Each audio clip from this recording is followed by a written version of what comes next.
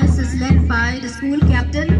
as commander O'Brien Dajit Kartliam, followed by the vice captain as the school flag bearer Ipansara Rathap.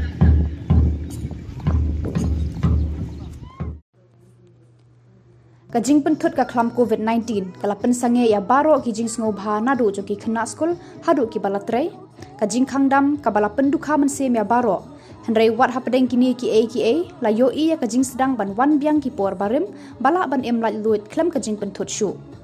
hapdeng kini ki jing wan biang ki por barim ki school ru ki la yo la ban pen sngo tanat shu ya ka por jing long khna school jing ki babon da ka ba pen long ya ki sports ba pher ban pen kilan met ya ki khna bar ban pen smart biang ya ki ha ki jing le ka ra ka bor met ban pen pro ru ya ka jabil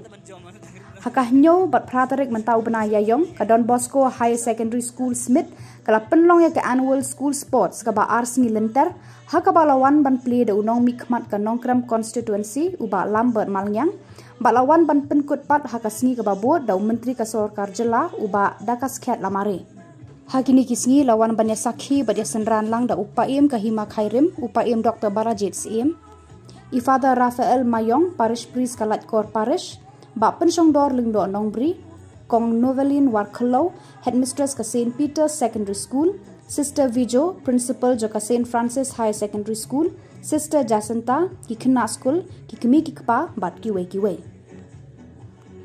habakran hakani ka Sngi u principal ka school Ifada Felix Kar ila ai khuble ya baro ki nong hikai ki khna school bat baro ki baladon banta ban penlong ki ni ki Sngi ki ba job